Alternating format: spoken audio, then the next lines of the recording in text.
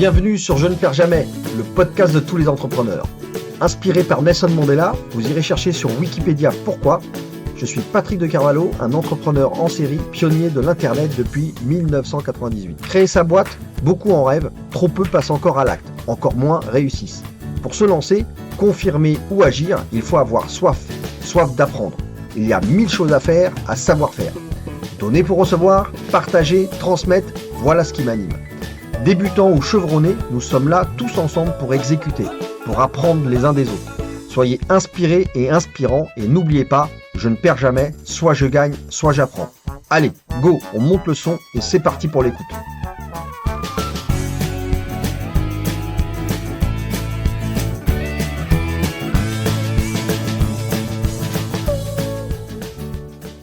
Et bonjour à toutes et tous, c'est Patrick de Carvalho sur le podcast Je ne perds jamais. Pam.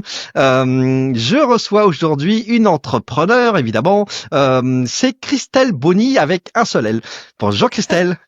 Bonjour Patrick. Je suis ravi de vous recevoir sur ce podcast. On va parler de choses super intéressantes qui est évidemment l'entrepreneuriat. Vous avez eu un parcours avec un montage d'un certain nombre de dossiers, dont une start-up qui s'est présentée à Las Vegas et qui a même eu un prix, et donc ça c'est quand même assez chouette. Et puis ensuite maintenant vous êtes à la tête de d'une association, d'un collectif, on peut l'appeler comme ça, qui s'appelle Sextech for Good. On va plonger dans l'univers de tout ce qui touche à cet univers-là et je suis ravi de passer ce moment-là avec vous, Christelle. Est-ce que on va commencer, je dirais, sans vous laisser le temps de respirer. Un sujet qui parfois est pas évident. Comment vous vous présenteriez, la fameuse présentation?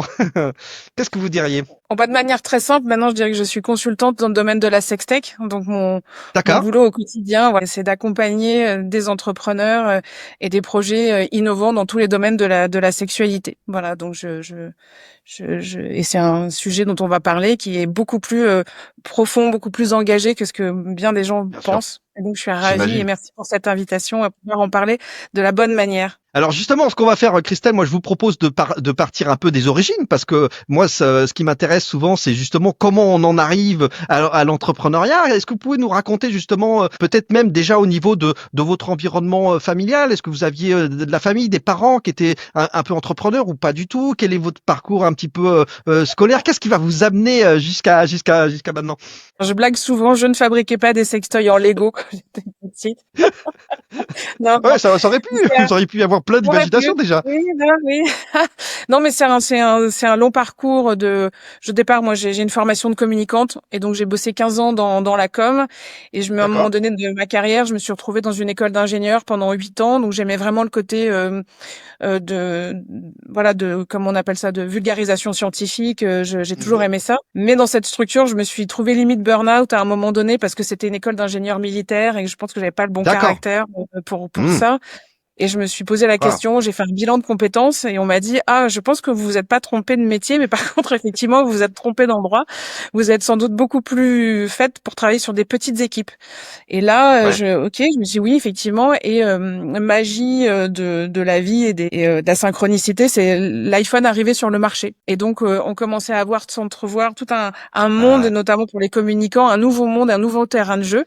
J'y étais au lancement de l'iPhone. C'était, moi, je travaillais dans le mobile et j'étais à cette époque-là directement chez Orange France et donc oui, ça a été la révolution. Les gens s'en rendent pas compte, mais ça a été vraiment les débuts de l'internet mobile. Aujourd'hui, il faut quand même savoir que 90% de l'accès à internet passe par le smartphone, passe par le mobile. Donc l'iPhone a été une vraie révolution. Je suis d'accord. Voilà. Et avec vous, en plus, avec des sujets d'interactivité, de touchscreen qui étaient très innovants au niveau des interfaces, au niveau de ce qu'on arrivait à faire, au niveau de la qualité de l'image et de la vidéo, etc. sur les écrans, ouais.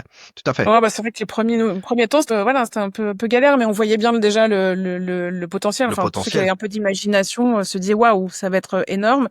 Donc j'ai quitté ma boîte et puis je me suis associée dans une première start-up qui développait des applications mobiles de réalité augmentée. Et donc là, j'ai commencé à entrevoir tout un monde. Et à ce moment-là, j'ai beaucoup travaillé sur le livre, l'objet livre, et de se poser la question quels allaient être l'impact sur les les usages de lecture. Moi, j'ai toujours été D'accord. passionnée Oui. de mots et de livres. Et donc, je travaillais beaucoup avec des éditeurs et c'était vrai que c'était une révolution parce que l'idée de se dire que dans un livre, on peut mettre du QR code ou de la reconnaissance d'image fait qu'un livre Exact. n'est pas totalement fini, contrairement à ce qu'il Mmh. était avant, qu'on peut l'enrichir, qu'on peut créer des ponts entre le réel et le virtuel et que faire, par exemple, un livre d'histoire avec des images d'archives dedans, on plonge dans l'histoire vraiment. Enfin, il y avait énormément de choses à faire. Là, j'ai créé la première bande dessinée érotique avec des QR codes à l'intérieur, Waouh, d'accord. avec cette idée d'avoir en fait une double lecture en se disant il y a l'histoire que je lis et puis si je scanne les QR codes, je vais vraiment savoir ce qui se passe dans la tête des personnages parce que c'est ce qui se passe dans la vie quand on rencontre quelqu'un. Il y a ce qu'on dit pour plaire et il y a ce qu'on pense. Parfois, il y a un décalage. C'est super malin, le concept est génial et super malin. Et mon idée, c'était de dire aux gens qui avaient acheté la BD de leur envoyer un message 2 ans après, par exemple, en leur disant reprenez votre livre, relisez l'histoire, elle a changé. D'accord. Et donc de faire changer les petites scénettes qu'il y avait dans les QR codes, parce que quand on repense à quelque chose 2 ans, 5 ans, 10 ans après, souvent les souvenirs ne sont plus les mêmes. On les enjolive ou on essaie d'oublier ce qui s'est pas bien, on garde que le meilleur, enfin peu importe. Mais il y avait cette idée-là. Et puis, j'ai commencé vraiment à travailler sur ce sujet-là. Et au bout d'un moment, je me suis dit, OK, les gens me disaient, mais moi, je lirai jamais C'est en super numérique. original, hein, Christelle. Hein, c'est vraiment la petite histoire des QR codes et ça. Et en fait, les petits QR codes envoyaient vers des images, du web. Qu'est-ce qu'il y avait derrière le petit QR code? Donc, j'avais travaillé avec un illustrateur qui faisait aussi des jeux vidéo. Et donc, ça envoyait sur des petites scénettes en format dessin animé, mais qui étaient des D'accord. scénettes Ouais. très drôles. Ah, c'est super original. Waouh. Franchement, génial. Waouh. D'accord. C'est toujours disponible ou pas du tout? Je crois pas, non, non. Maintenant, ça doit être collector. Il m'en reste quelques-uns. Ça s'appelle Samedi soir, Ouais. dimanche matin. Et D'accord. c'était vraiment un ovni, en fait, cette BD. Ah bah oui. Mais Ouais. ça montrait déjà pour moi, tout le potentiel. Et ça ouvrait pour moi un nouveau monde, en fait, possible dans le domaine de l'édition. Et à ce moment-là, je travaillais aussi avec D'accord. d'autres éditeurs. Je mettais des QR codes dans des bouquins de cuisine. Ça avait un peu moins de sens. Mais bon, c'était comme ça. Et les gens, quand je commençais à parler de ces nouveaux usages de lecture en numérique, me disaient, oh là là, moi, j'aime l'objet livre. Et je comprends parce que moi j'adore aussi les livres, mais il y avait quelque chose qui me perturbait un peu, c'était qu'un livre, quand il a une matérialité, qu'il est objet livre, c'est comme si le contenu avait plus d'importance parce que le même livre avec le même contenu dans un iPad fait que en fait il devient pratique. Et c'est comme si le contenu avait Mhm. moins de valeur. Et donc je me suis dit comment on fait puisqu'on va Mhm. tous lire de plus en plus de choses en numérique et de contenu dématérialisé, comment on fait pour recréer des sensations, en fait une autre forme de matérialité pour leur redonner de la valeur. C'est un Bien peu sûr. complexe, mais c'était comme ça. Et donc, Non mais la ouais, ouais. question, c'était comment on fait vivre des expériences de lecture numérique sensorielle et comment je synchronise des contenus numériques à des objets haptiques, donc des objets qui donnent des sensations. Et ça a été le début de mon projet de recherche. Et c'est à ce moment-là que j'ai créé ma start-up pour Donc, développer c'est ça. carrément pionnier, hein. Vous êtes une pionnière, Christelle, là, avec non, mais franchement, la manière d'aborder ce sujet-là, moi, je trouve ça incroyable. Bon, j'adore, je baigne là-dedans, la tech, la créativité, tout ça. Mais franchement, que ne vous ai-je pas rencontré avant? C'est vrai, Eh oui. moi, je trouve ça génial. L'originalité, la créativité, elle est énormissime dans l'approche que vous avez eue là de vouloir raconter des histoires et le multimédia prend vraiment son sens là. On est vraiment sur ce mariage de, comme vous dites, de l'écrit, de l'objet livre, de l'image. On va le voir après du son, etc. Donc c'est vraiment magique. Ouais, c'est top. Bravo. Merci. Et une fois que j'avais ça, j'avais cette idée-là, la question c'était par quoi je commence. Il me fallait un Mm. démonstrateur de ce qu'est une expérience de lecture numérique sensorielle. Et là, Oui. et le plus simple et le plus évident pour moi, c'était de commencer par la littérature érotique, parce que en fait, c'est celle qui est faite pour écrire, pour enclencher, générer des sensations. Mm, mm. Elle est faite pour ça, pour nous donner du plaisir, en tout cas pour nous faire désirer. Et puis il y avait d'autres marqueurs, c'est-à-dire que on était dans un moment aussi où il y avait un gros boom du bouquin de Fifty Shades of Grey, et donc il y avait de plus en plus de D'accord. femmes qui étaient décomplexées sur le fait de lire de la Ouais. lecture érotique. Mhm. Je parle pas du contenu parce que voilà, on pourrait revenir Pas plus de, tard, mais peu importe. pas de Et souci. puis parce que d'un point de vue entrepreneurial, là, on sait bien que c'est toujours dans ce domaine-là que en fait c'est un marqueur. En général, quand une techno elle marche dans le domaine de l'érotisme ou du X ou peu importe, on sait qu'en général elle va être adoptée par le grand public, hein. On avait plein Oui. d'exemples. Oui. Voilà. C'est vrai que Le secteur a toujours été précurseur et très innovant au niveau des technologies. Ils sont toujours effectivement un petit peu à la pointe de ce qui peut se faire. Et comme vous dites, il y a des espèces de presque de lanceurs d'alerte. Effectivement, ils sont les premiers à adopter des choses en matière technologique, notamment côté web, etc. Oui, c'est vrai. Hein. Ah, toujours, parce que c'est quand même une industrie qui fait tourner la planète. On peut pas en parler, Clairement, mais clairement. et c'est vrai que, bah, tu vois, la VHS à l'époque, la vidéo, on a choisi, c'est ce format-là. À l'époque, il y avait 3 formats. C'est celui-là qui a gagné parce que c'est celui qui servait à distribuer des films porno à l'époque. Enfin, on a plein d'exemples. Et je prenais le pari déjà à cette époque-là qu'il allait être de même pour les objets connectés. C'est-à-dire qu'on allait beaucoup plus parler, effectivement, de sa montre qui nous dit combien de pas on a fait dans la journée, mais que finalement, les plus grosses ventes, ce serait quand même du côté de la sexualité. Et donc, je me suis dit, OK, donc j'ai créé, un sextoy. Donc, à l'époque, le Little Bird, qui est, là, je l'ai ramené, voilà, qui était Ouais, le d'accord. premier Little Burn, ouais. sextoy, qui était le premier sextoy synchronisé à de la littérature érotique. Donc concrètement, on avait une application, on lisait un livre et parfois le texte était flouté. Il fallait caresser l'écran pour déflouter le texte et le lire et ça donnait en Génial. fait Ouais, toute une génial. interaction. Incroyable. Et donc ça pouvait C'est marcher Little Bird que vous avez emmené au CES? à Las Vegas. Ouais. Ouais, c'est ça. Ok, Ouais. waouh, donc Et c'est on a vraiment eu un prix au CES à Las Vegas sans comment sans faire de scandale sur le fait que voilà c'était un sextoy et non ça s'est très bien passé d'accord. et c'était une très chouette voilà Pas de aventure. puritanisme exacerbé aux États-Unis, non? Ça a été? On n'était pas à l'ère Trump donc j'étais Ouais, pas sur ouais, heureusement parce que sinon c'était foutu là. oui, mais quelques années après, il y a eu d'autres scandales parce qu'on avait donné Oui, un prix à Laura Di Carlo, puis on j'en lui ai vu avait passer. renlevé. Ouais, voilà. Mais c'était la première année où ils réacceptaient les produits sexos après plusieurs années où ils les avaient complètement D'accord. arrêtés. Donc on est bien tombé. Puis je pense qu'on avait un concept aussi qui était intelligent entre guillemets parce que enfin on l'avait présenté. Voilà, le packaging c'était plus en mode Apple que ce qu'on pouvait peut-être voir voilà, Ouais. avant. Ouais.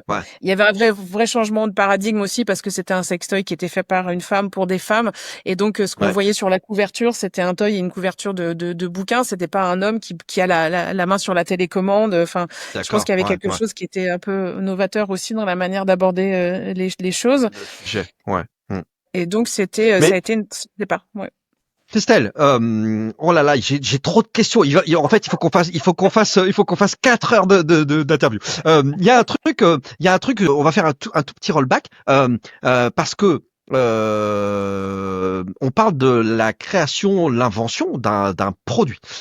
Et donc, je veux insister sur un truc dont on va approfondir, c'est que un logiciel ou un service web ou internet n'est pas du tout le niveau d'un produit par essence industrielle qu'il faut fabriquer avec des matériaux, etc. Donc clairement, dans la voie de l'entrepreneuriat, en tant que femme, dire allez, je me lance, je vais faire une start-up qui va créer un produit connecté. Vous n'avez pas choisi le toboggan facile, quoi. C'était voilà. Donc D'ailleurs, ça, on va en parler. Il a été très On va en glissant, parler. mais en fait, alors, au départ, très honnêtement, je pensais pas du tout fabriquer un toy. C'était pas mon idée. Mon idée, c'était de me dire, moi, mon expertise, c'était sur de créer une plateforme qui soit comme un iTunes des objets connectés et de me dire, D'accord. j'implante une technologie qui permet de synchroniser n'importe quel type de contenu à n'importe quel type d'objet haptique. Et donc, dans mon rêve, c'était de dire, oui, demain, c'est des contenus érotiques avec un toy, mais c'était aussi un film de James Bond avec du Ouais. textile connecté pour avoir des actionneurs et pour faire voilà, créer plein d'expériences immersives où le corps fait partie de l'histoire. Donc ça, c'était the big picture, c'était ça. Et puis je me Ça suis dit, méritait 150 millions de dollars, hein, Christelle. Hein. Je sais pas combien vous avez levé, mais franchement, vu le pitch comme ça, mais ça vaut 150 millions. j'aurais bien aimé, mais bon, non, ça s'est pas tout à fait passé comme ça. Mais et j'ai commencé à me dire, ok, moi ça, je sais faire. Donc on a développé une plateforme pour modifier des contenus, pour les rendre communicants avec des objets. Donc on avait effectivement une partie vraiment techno. Plateforme sur laquelle j'ai pu lever des fonds parce que ça c'était entendable Ouais. et après je me suis dit ok je vais aller sourcer un sextoy qui existe déjà et je vais juste le modifier pour qu'il communique avec mon application parce qu'une fois que tu as modifié les contenus il faut une application pour les lire donc on Bien avait sûr, aussi bien développé sûr. une application. Il fallait aussi être maison d'édition puisque quand on n'avait pas de contenu donc il faut augmenter des contenus donc il fallait être aussi maison d'édition donc ça on avait réussi à le faire. Et quand j'ai commencé à chercher un toy, ça a été un peu compliqué. Ouais. Et pour l'anecdote, un jour, je rencontre un des plus importants producteurs ou en tout cas importateurs de toys en France. Et D'accord. là, je choque des cultures parce que je me retrouve avec un homme face à un homme à peu près 60 ans, pas du tout la même génération, chemise ouverte, chaîne Waouh. en or. Et je commence à lui raconter mon histoire. Au secours. Oh là là. Mais vraiment, hein, c'est vraiment ça. Ouais, mais en fait c'est la réalité du secteur à ce moment-là. Enfin, je sais pas Exactement. si ça a évolué maintenant, mais oui, Oui, parce que maintenant, il y a des nouveaux acteurs c'est qui arrivent, des pure c'est- players, ouais. mais là je me projette dans la scène. Au secours. Et donc, il m'explique qu'il travaille là depuis 25 ans, qu'il a visité tous les clubs échangistes de la planète, ce qui était pas mon sujet. Mais... Exact. Et là, il me dit, mais waouh, mais votre truc, en fait, ça marchera jamais, hein. Je dis, ah oui, pourquoi?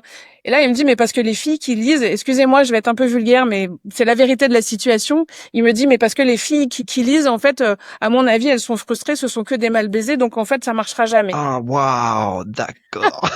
Au Alors, je l'ai un peu secours. pris pour, je l'ai un peu pris pour moi, quand même. Ouais, tu dis bon, donc, à qui vous parlez là?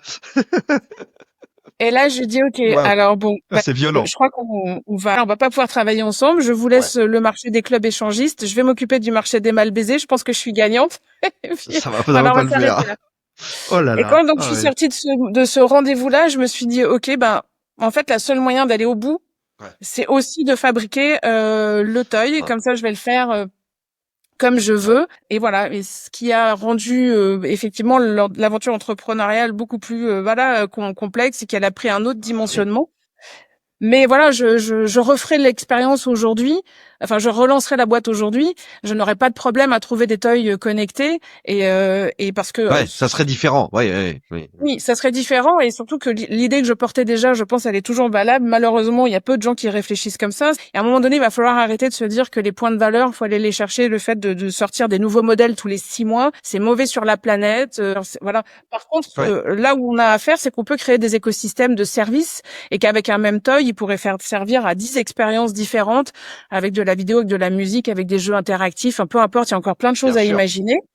Et de se dire que c'est sur le contenu et c'est sur les expériences, parce que Mm. c'est ça qui fait la valeur, qu'on va aller chercher des nouveaux clients et du business. Voilà, on n'est pas encore là. Mais c'est vrai que je referai pareil aujourd'hui. Je garderai cette idée-là et j'irai me synchroniser avec tous les toys. Alors, avant de Christelle, on va faire un petit focus sur ça parce que je veux vraiment qu'on se rende compte de la palette de compétences que vous avez dû affronter parce que tout à coup lancer un projet, un produit avec de l'industrie, etc. Enfin, franchement, ça veut dire que c'est des compétences hyper diversifiées, sans oublier tout le côté administratif, juridique d'une société, tout ça, hein. Mais moi, ce que je voudrais qu'on évoque avec vous, c'est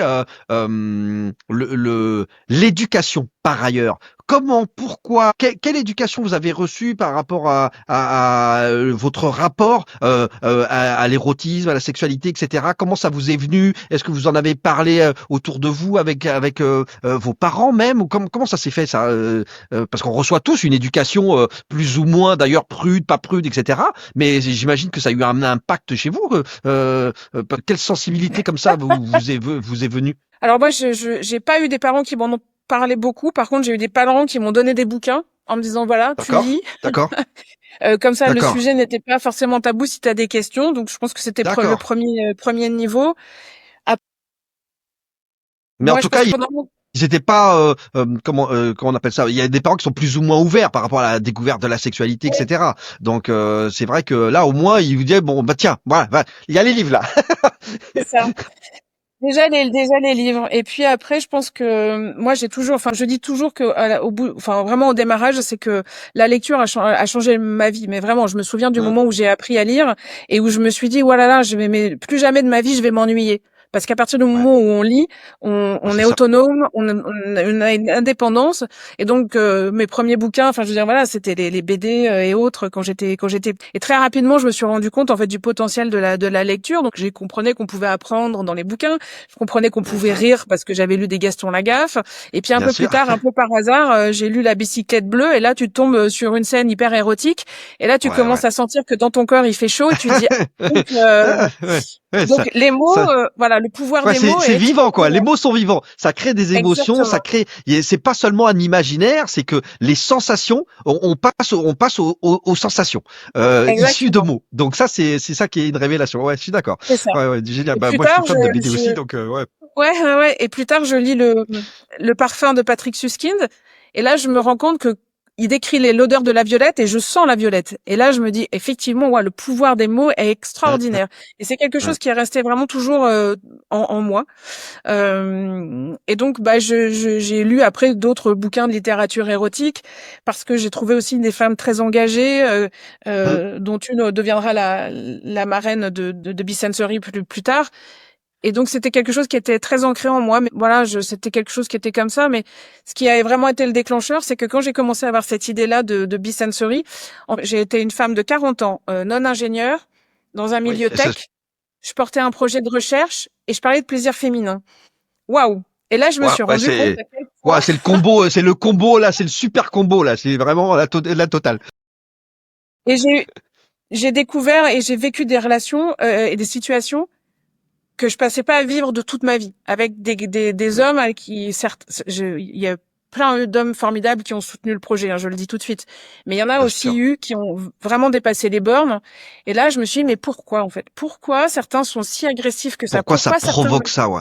exactement, je me faisais insulter sur les réseaux sociaux, pourquoi certains me disaient ah, ton produit il est génial mais on t'aidera jamais parce qu'on n'a pas envie de se tirer une balle dans le pied. Et je dis mais en fait mais Ça pourquoi? veut dire quoi en fait? Ouais, c'est ça. Exactement. Et à ce moment-là, je me suis posé la question, voilà, du féminisme et j'ai découvert effectivement la dimension extrêmement politique de l'intime. Et donc j'ai beaucoup lu. Je me suis beaucoup questionnée là-dessus. Ce qui fait que l'entreprise, elle était innovante, mais elle est devenue aussi extrêmement militante sur toutes ces questions-là. Et je me suis trouvée très alignée aussi parce que j'ai 2 filles et que je me disais mais D'accord. c'est juste pas possible de continuer là-dessus et de voir à quel point la sexualité, on reproduit en fait des schémas patriarcaux et qu'il faut en sortir parce que tant qu'on n'en sortira pas et tant qu'on n'est pas capable de changer dans notre intimité, on changera pas la société. Je suis d'accord. Ouais, ouais, ouais, waouh. Et vos filles ont quel âge? Alors maintenant, elles ont 25 et 21 ans.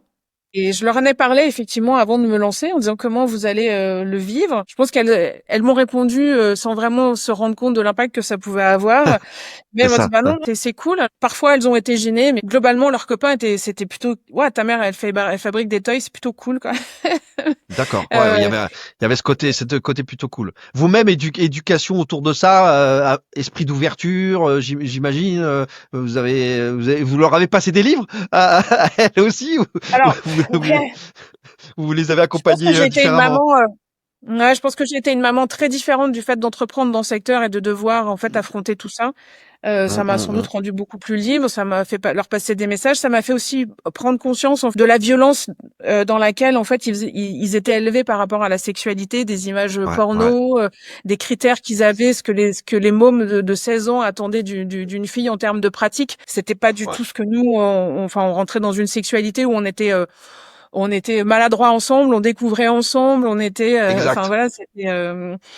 Là, c'est tout de suite des pratiques qui sont pas celles par laquelle on va commencer. Donc, c'est vrai C'est que clair. ça ne m'a fait que me conforter dans le fait que c'est ce que je portais avait du sens au-delà du plaisir, que c'est parce que dans la sextech on s'intéresse évidemment au plaisir mais aussi à l'éducation et à la santé et que je trouvais que c'était vraiment voilà important pour qu'ils se construisent aussi différemment. Donc à un moment donné c'est de dire bah c'est pas ce que vous voyez, c'est pas la vraie vie, c'est de les accompagner et de dire bah voilà c'est toujours pareil, il y a des ressources et c'est un conseil que je donne aux parents. On n'est pas forcément à l'aise pour parler de la sexualité avec ses enfants mais aujourd'hui il y a Tout le suffisamment de monde l'est ressources. différemment. Ouais, ouais, c'est ça. Exactement, et même envoyer un petit message, même par écrit à son gamin en lui disant, écoute, voilà, c'est un sujet, on n'est peut-être pas à Tiens, l'aise pour en parler, mais par jette un œil contre, à, bien voilà. Et sûr. si tu veux Mm. en parler à quelqu'un, si tu as besoin de voir quelqu'un, si tu as besoin d'avoir des réponses, si tu as besoin, bah voilà, le sujet, c'est pas Mm, tabou. Il faut dire, c'est naturel, c'est la vie, en fait, mm. c'est extraordinaire.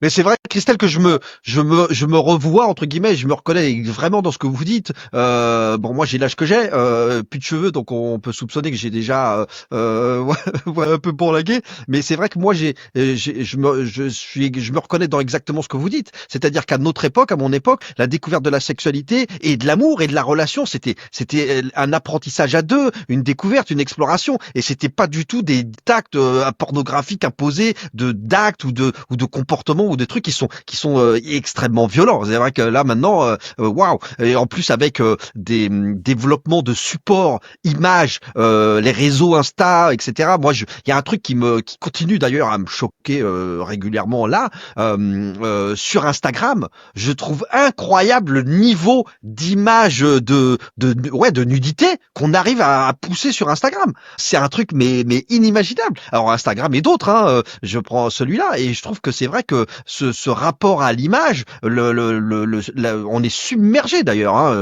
C'est un truc assez fou. Et donc c'est vrai que désormais, l'éducation, le problème c'est que elle est plus, poussée par ces images-là et ces pratiques-là qui sont pas la vraie vie quoi. C'est n'importe quoi d'avoir des enfants qui ont un premier rapport à leur sexualité qui est je dirais posé par ces images-là ou ces pratiques-là. C'est fou quoi. Surtout que D'ailleurs, ça commence très jeune, est-ce que parce dans que les écoles bah oui.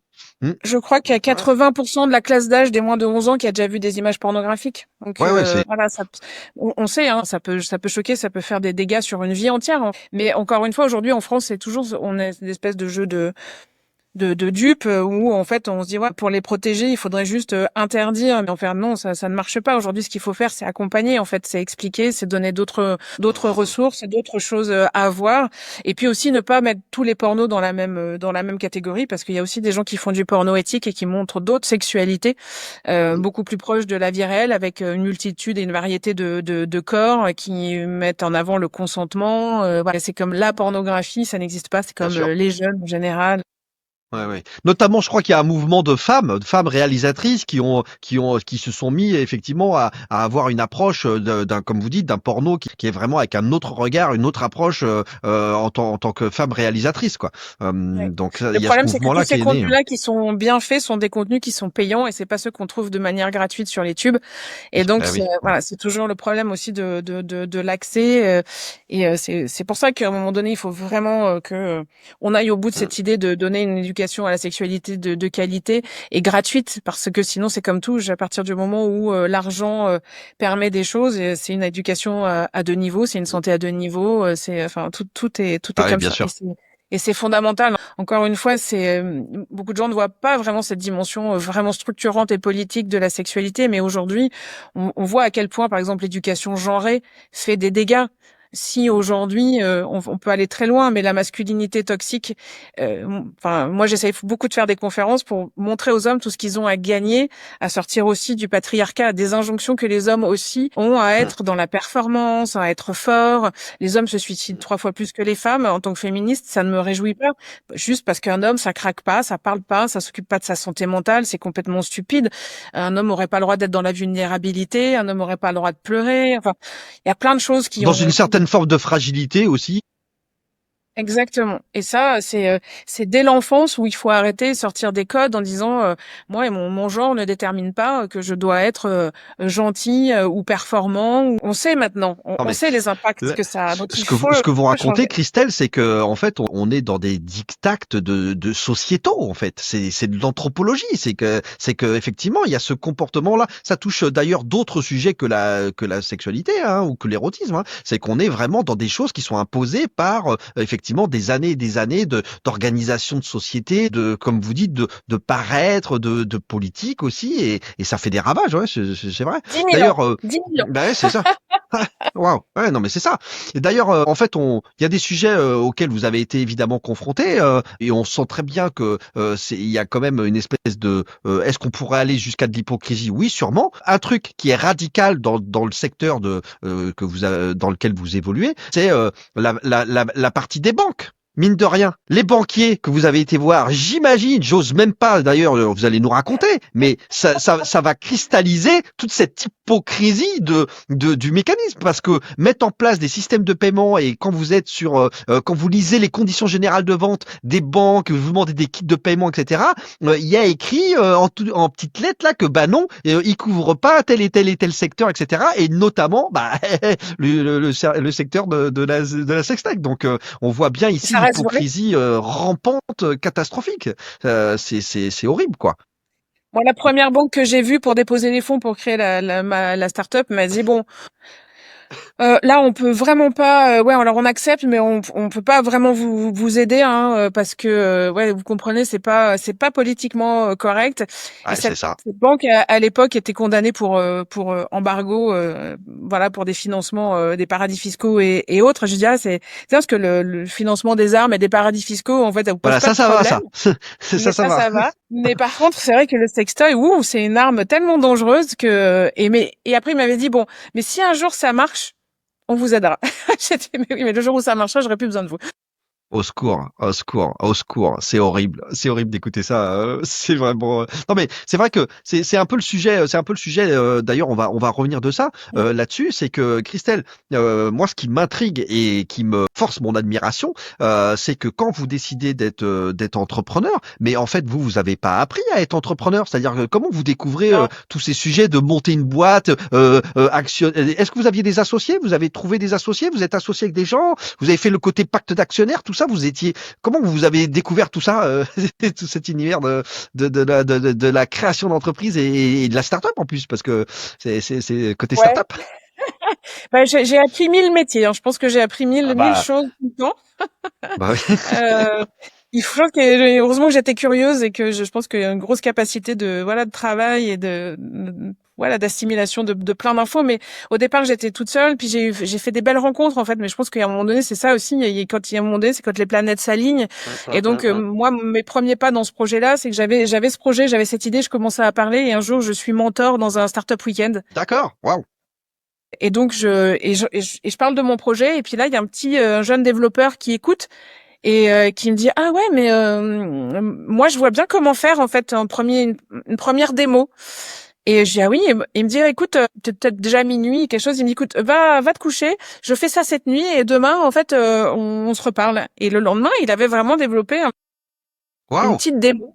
Et je me suis dit waouh, donc en fait s'il commence vraiment à y avoir vraiment des solutions techniques à ce que moi j'ai Mhm. envie de faire, voilà, allons-y. Et puis bah je continue avec cette idée-là et on arrive au mois de juin et je me dis OK, bah je vais aller me confronter à l'idée à un public. Et donc je fais un concours de start-up de pitch au West non, c'était au Web Today à Nantes. D'accord. Web Today. Ouais. Et donc ouais, je fais ce qui reste le plus mauvais pitch en anglais de toute l'histoire du Web Today. Mais par On peut contre, le voir sur on peut le voir sur YouTube ou quelque chose, non non? non, faut pas le chercher. Mais par contre, ce qui ressort de ce truc-là, c'est que je n'ai rien à l'époque, hein. J'ai une base de démonstrateurs, je sais que ça peut marcher, j'ai mon idée et ma bonne mine, mais je vais pitcher et le projet gagne le prix coup de cœur. Au départ, je pense qu'ils n'avaient pas du tout l'intention de me faire gagner, mais dans les tags et dans les projets lesquels les gens avaient le plus parlé pendant l'événement, c'était D'accord. Bisensory et c'était Little Bird. Et donc, il se passait quelque chose. Donc, je Waouh. gagne ce prix et là, je commence à me dire, bon, on tient quelque chose. Là, je trouve un Mhm. associé, donc, qui a un bon background ingénieur. Et ça, c'était au mois de juin. Et au mois de septembre, la Tribune sort son journal avec un supplément sur les projets des objets connectés. On commençait juste à en parler, hein. C'était il y a D'accord. voilà, 10 ans en arrière, Ouais. hein. Et là, Ouais. Tout à le fait. seul projet répertorié pour la France, c'est Bisensory. Waouh. Trop Je cool. n'avais toujours rien. Mais il y avait un journaliste qui était là et Ouais. Qui qui t'est écoutait tombé. ma démarche. Ouais. Et là, bah, il y a des gens qui voient l'article, qui voient le projet, qui commencent à m'appeler. En disant, moi, ça m'intéresse, notamment des investisseurs. Et là, je me dis, bon, D'accord. bah, faut y aller. Ah ouais. Il faut y aller. Et donc, en fait, j'y suis allée, j'ai tout découvert au fur et à mesure, mais j'y suis allée parce que c'était la conviction d'une idée en me disant, je sais pas jusqu'où je vais aller, mais par contre, je veux le faire parce que j'aurais plus de regrets à pas le faire que de prendre C'est le ça. risque d'y aller et de me planter. Et donc, allons-y.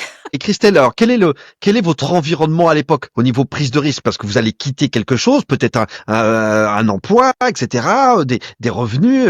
Donc il y a aussi le saut dans le vide de créer la start-up et partir sur ce sujet-là. Vous à l'époque, vous êtes dans quel genre de situation? Je fais partie des gens qui ont pu, peut-être, hein, certains diront profiter du système, mais en tout cas, j'avais quelques mois de chômage et voilà, rémunéré, Très bien. voilà, devant moi. À l'époque, Pôle j'avais emploi, le aussi premier investisseur de France. C'est le premier ouais, c'est ça. investisseur de France.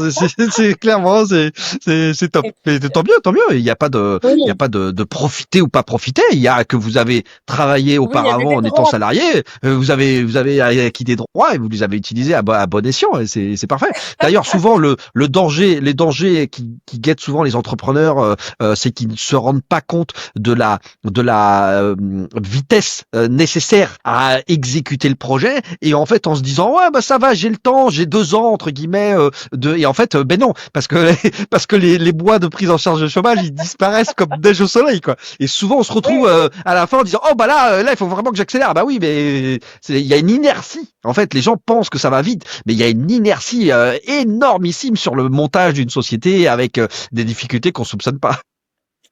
C'est clair. Heureusement on se rend pas trop compte, mais c'est vrai ça ne va Ouais, jamais aussi vite que ce qu'on aimerait. Et puis à l'époque, j'étais aussi toujours toi. mariée, et donc j'avais Mm. aussi, voilà, j'avais la chance Vous d'avoir, aviez voilà, le j'étais pas seule. conjoint.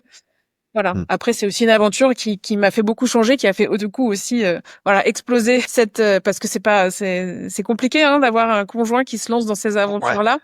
Il faut bien sûr. pouvoir le porter, et donc voilà, ça a été aussi, voilà, mais C'est c'est difficile, une bien autre sûr, bien histoire. sûr. Mais, L'histoire de tous les entrepreneurs, c'est qu'effectivement, vous avez souvent, on parle souvent de la solitude de l'entrepreneur, parce que même quand on est en couple et dans votre cas marié, c'est pas pour ça qu'on n'est pas seul en tant qu'entrepreneur. Hein. C'est des sujets extrêmement compliqués avec ouais. des phénomènes de résistance au stress, à la prise de risque qui sont pas naturels, loin s'en faut. Et donc oui, ça met souvent en difficulté des vies, une vie de famille, etc. Ouais, bien sûr. Bah, je crois qu'il faut. Vous aviez pas d'enfants encore à l'époque, si? Si, j'avais déjà mes 2 filles, Ah ouais, oui, elles étaient vous déjà aviez déjà les très deux grandes, filles. ouais. D'accord, ok, Ouais, ouais. ok. Ouais, Elles, donc c'était waouh. mais je pense qu'il faut être vraiment conscient. Moi, je crois que c'est ça de ce que je disais. Enfin, je pense tout le monde peut avoir des idées, mais tout le monde effectivement ne peut pas être entrepreneur. Et quand je dis ça, c'est pas, c'est vraiment que en fait, on se rend pas compte de ce qu'il faut encaisser. Enfin, l'ascenseur émotionnel, il est, C'est pas moi qui vais vous dire le contraire, hein, Christelle. Hein. Moi, non, non, je mais considère que tout le il est monde ne peut extrême. pas devenir entrepreneur. Voilà. Mais je pense qu'à un moment donné, il faut le dire à certaines personnes, et que c'est pas grave en fait, parce que Oui, oui, c'est si t'es pas exactement. capable d'avoir cette pression de comment je vais payer les gens à la fin du mois, comment je résiste à tout ça, parce que enfin, il y a aucun projet et aucun boulot qui mérite qu'on y laisse sa santé et sa peau. Donc à un moment donné, il faut aussi dire bah non, peut-être que ça me convient pas, je suis pas malheureux, je me mets en danger, ça sert à rien. Il y a plus... Et puis en plus, bon, ce qui va se passer, j'en parlais tout à l'heure, j'y faisais allusion. Encore une fois, pour ma part, je n'ai jamais créé de start-up produit avec des produits, mais pour le coup, j'ai côtoyé, j'ai bourlingué, notamment jusqu'en Chine, à Shenzhen et sur les objets connectés, et donc je sais vraiment ô combien il est extrêmement difficile de mettre sur le marché un produit industriel qu'on va sortir en ce qu'on appelle en série. Il y a toutes les phases de prototypage, c'est une chose, mais le passage à l'échelle, hein, la fameuse scalabilité en anglais, c'est quelque chose qui est extrêmement difficile. Sans compter qu'il y a en fait des disciplines industrielles à part entière, la logistique, le transport, les matériaux, je vous parle même pas de la qualité. Vous allez nous en parler parce que c'est un sujet. Donc en fait, c'est vrai qu'il y a un rapport de difficulté de 1 à 1000 entre faire un petit logiciel, un petit truc. Alors là, maintenant, avec les IA, j'en parle même pas. Avec les IA, aujourd'hui, on arrive à produire du code, des applis, des choses hyper facilement. Je peux vous dire que, et vous, Christelle, vous en êtes témoin, le produit industriel, on joue pas dans la même cour. Hein. C'est le karting par rapport à la Formule 1. Hein. C'est pas pareil. Hein. Puis C'est un vrai sujet, c'est quoi. pas les mêmes échelles de coûts, parce que rien qu'un moule, on n'a pas commencé à travailler, mais Eh un oui, moule pour faire de la plasturgie, c'est 50 000 euros. exactement. Et voilà, il fait que avec 50 000 euros, on fait une app et on a un business. C'est clair. Avec 50 000 euros, on a un moule d'un toy, mais on n'a toujours rien à vendre, parce que Exactement. il faut la carte électronique, le design. Non, c'est des investissements qui sont énormes. Et moi, je me suis plantée en partie parce que j'ai fait ce choix stratégique de vouloir faire un sextoy made in France. Et donc, et on sait pas. Sur toute la chaîne, Christelle, sur toute la chaîne, c'est-à-dire tout, vous vouliez que tout soit en France? Idéalement, j'aurais voulu, mais sur vraiment la phase de surmoulage de silicone, j'ai pas trouvé. Donc, en fait, j'ai travaillé avec un D'accord. plasturgiste français qui, pour cette partie-là vraiment spécifique, travaillait toujours avec la même usine en Chine, Ah, en me d'accord. disant, au moins, mais il faisait toutes les coques en ABS et tout ça, tout était fait en France. Bien sûr, tous les Mhm. composants des cartes électroniques étaient importés. On fabrique pas de composants en France, mais Oui, oui, les oui, cartes bien sûr. électroniques, elles ont été designées en France, elles ont été faites en France du côté D'accord. de d'accord, Lyon. Donc tout l'assemblage d'antennes Bluetooth, tout était fait en France. Donc tout d'accord, l'intérieur, les coques étaient faits ici, l'assemblage, et on envoyait en fait le produit juste en Chine pour le surmoulage. Et pareil, d'accord. on s'était dit, on va prendre une entreprise qui travaille toujours avec la même entreprise pour essayer Mmh. d'éviter les problèmes. Et puis non, et puis on a eu 4 productions à suivre qui ont été pas bonnes. Alors effectivement, on le sait que passer du prototypage à l'industrialisation, c'est Prototype, aussi ouais, c'est ça. compliqué. Donc la première, ils ont surmoulé les toys trop chauds, donc les antennes Bluetooth étaient cassantes, donc les toys sont arrivés mais ils marchaient pas.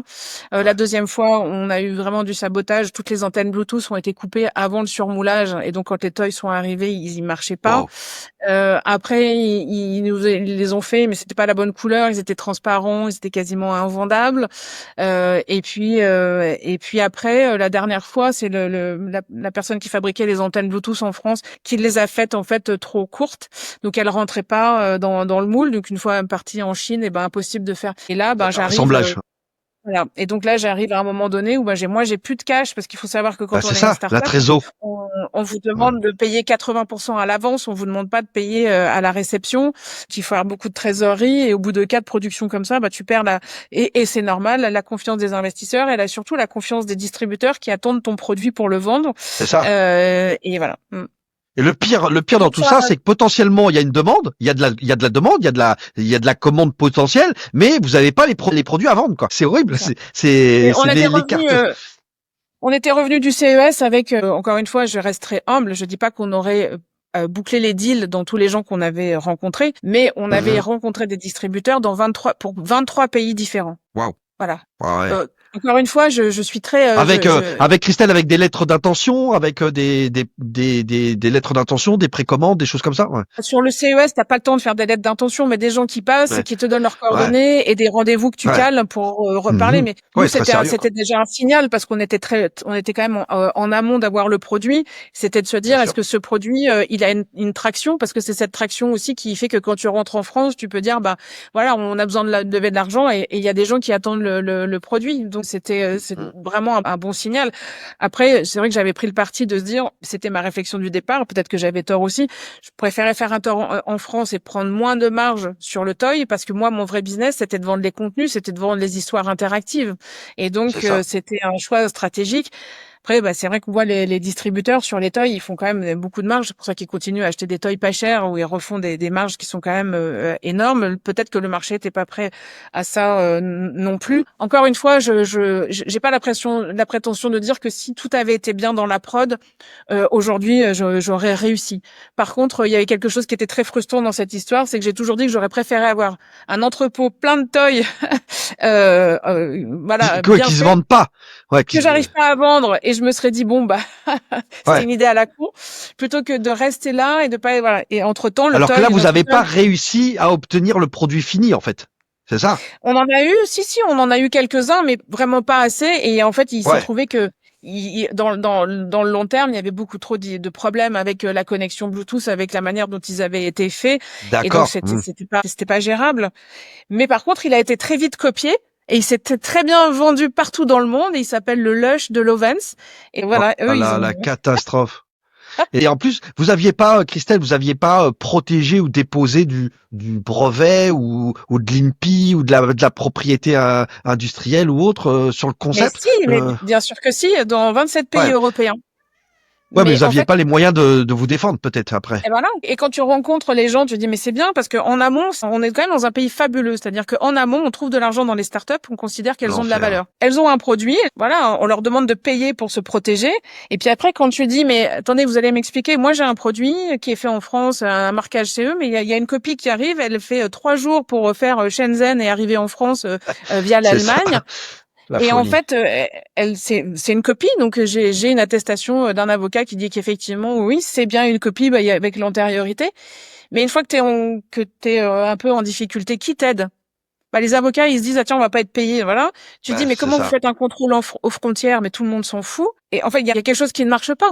Tu te dis, bah, et à la fin, quand tu te plantes, on te dit, ok, alors en amont, t'avais levé 500 000 euros, t'étais valorisé à 1,5 million.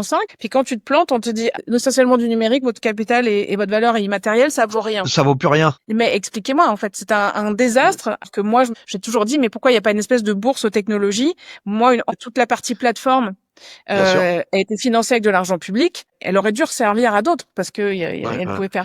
Mais en fait, on n'a pas cette logique-là. Donc, pour ça, je suis très en colère entre guillemets. Enfin, faut arrêter de dire il faut faire du made in France. Si on Ça n'est pas peut se capable comprendre. Ouais, de protéger les gens en fait qui se donnent la peine de le faire. Alors ça va durer 3 ans, 4 ans. Ça dure 4 ans. Ouais. 4 ans. Bon, 4 ans, c'est long. C'est-à-dire que 4 ans, corps et âme, que les difficultés, les montagnes russes à affronter comme ça, franchement, waouh. Ouais, c'est long. Et effectivement, je peux sentir et reconnaître votre sentiment d'abandon. Moi, j'ai échoué quelques startups aussi.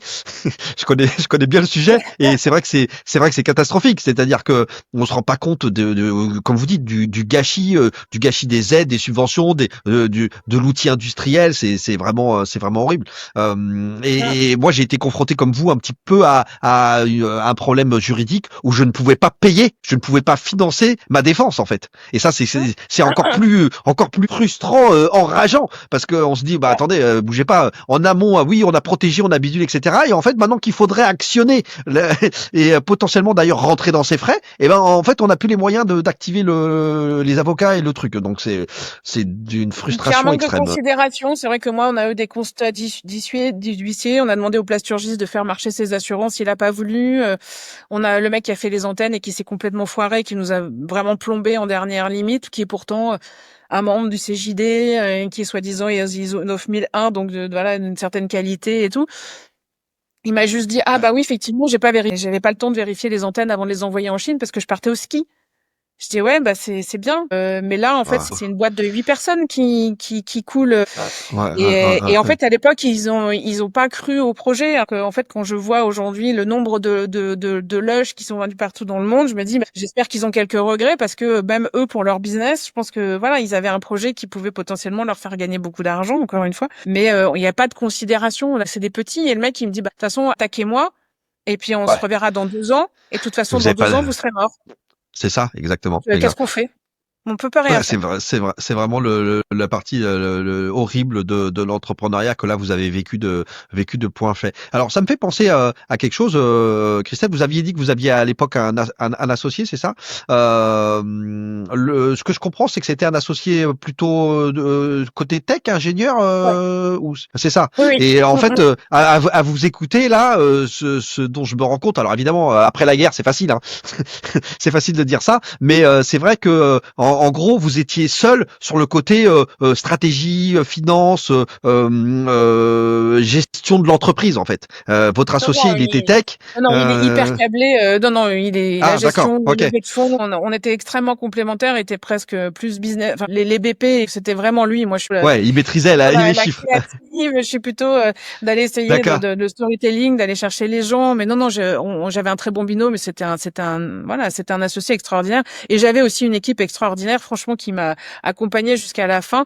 Et je crois que c'était mon plus gros crève-cœur le jour où tu dois t'arrêter. Bien sûr. Bon, alors eux, ils ont un plan et ils ont 2 ans plutôt bien parce que on est passé en liquidation, mais c'est du jour au lendemain, c'est de dire ok, ces gens-là que t'aimes vraiment parce que c'était une formidable aventure humaine, ça s'arrête et du jour au lendemain.